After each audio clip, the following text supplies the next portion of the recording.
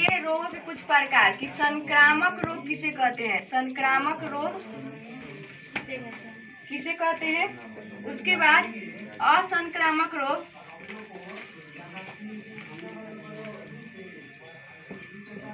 और उसके बाद जानेंगे कि संचारित रोग क्या है। देखिए ये चारों अलग अलग हैं, इनको थोड़ा समझ लीजिएगा लोग तो बहुत फायदा करेगा। संचारित रोग और एक होता है असंचारित या गैर संचारित रोग।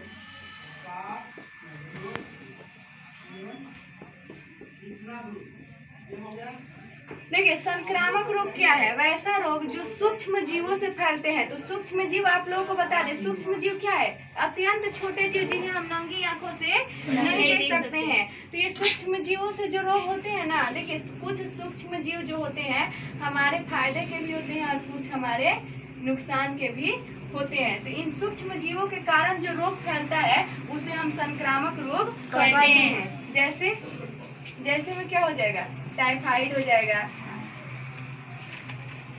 मलेरिया हो जाएगा, फलेरिया हो जाएगा, कलेरा हो जाएगा, टीबी हो जाएगा,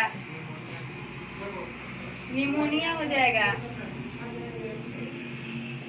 मतलब ये सारे रोग जो है ना ये किससे हो रहे हैं, सूक्ष्म जीवों से हो रहे हैं। मतलब छोटे छोटे जीवों से हो रहे हैं जिन्हें हम नंगी आंखों से नहीं देख पा रहे हैं। मतलब कहीं ना कहीं हम इनका सेवन कर ले रहे हैं। तो ये कहाँ से आ रहे हैं, दूषित भोजन से आ रहे हैं, दूषित हवा से आ रहे हैं। तो ये हमारे शरीर में प्रवेश करके कौन सा रोग उत्पन्न करते हैं, संक्रामक रोग, जिसमें फलेरिया, कलेरा, टाइफाइड, मलेरिया इत्यादि आते हैं। ठीक, उसके बाद है असंक्रामक। देखिए अ मतलब नहीं, संक्रामक मतलब वही जो फैलना है। तो मतलब ये जो सूक्ष्म जीवों से नहीं फैलते हैं, मतलब जिनमें सूक्ष्म जीवों का कोई योगदान नहीं होता है, ऐसा रोग जो सूक्ष्म जीव से ना फैले, मतलब इनमें कोई सूक्ष्म जीव नहीं है, बल्कि उनमें क्या होता है, हार्मोन की कमी से जो रोग होते हैं, हार्मोन की गड़बड़ी से, हार्मोन्स जो होते हैं उनकी गड़बड़ी से जो रोग होता है या आंतरिक शारीरिक घटनाओं के कारण जो रोग होता है उसे असंक्रामक रोग कहते हैं। जैसे अभी बहुत मशहूर है वो बीमारी निकला है, ज्यादातर लोगों को हो रहा है, वो है शुगर। क्या है, शुगर मतलब मधुमेह।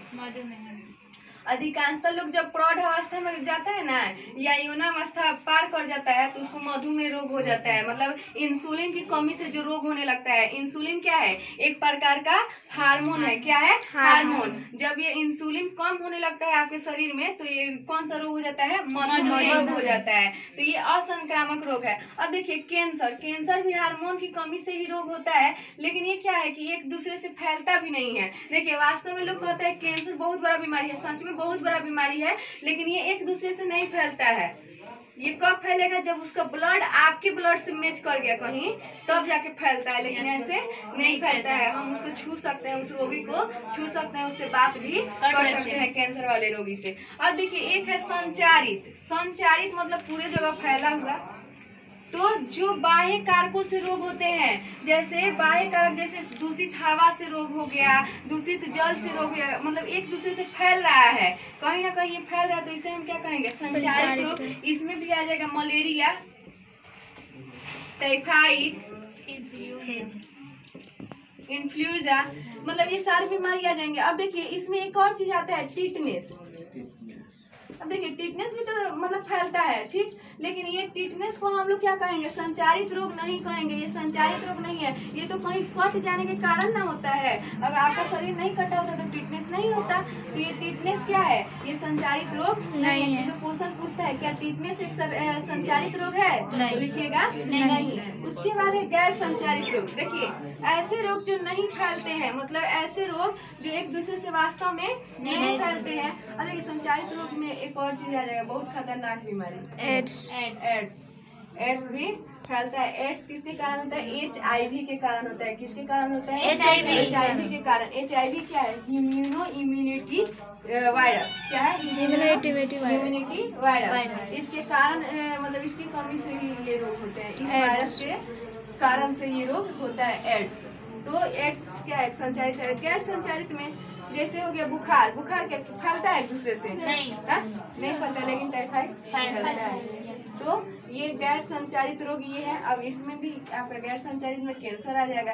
वास्तव में कैंसर किसी को फैलता नहीं है, किसी से फैलता नहीं है। ये तो आपके शरीर के अंदर हार्मोन की कमी से हो रहा है ना। गठिया मधुमेह से गठिया है, गठिया रोग भी आपका नहीं फैलता है। गठिया रोग भी मतलब एक दूसरे से नहीं फैलता है। ये तो जब आपका उम्र ढलने लगता है ना और शरीर कमजोर पड़ने लगता है तो गठिया रोग होता है। शरीर कुछ इस प्रकार से हाथ वगैरह हो जाता है। तो ये हम लोग 4 रोग पढ़े।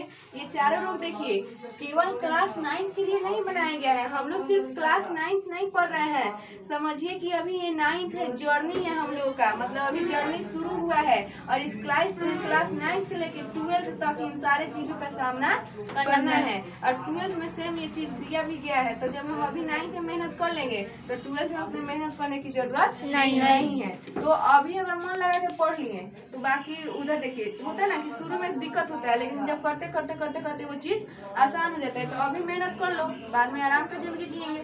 तो अभी अगर याद हो जाएगा तो उस टाइम उतना याद करने का प्रेशर नहीं रहेगा। ठीक, तो ये चीजें याद कर लीजिएगा लोग और समझ लीजिएगा।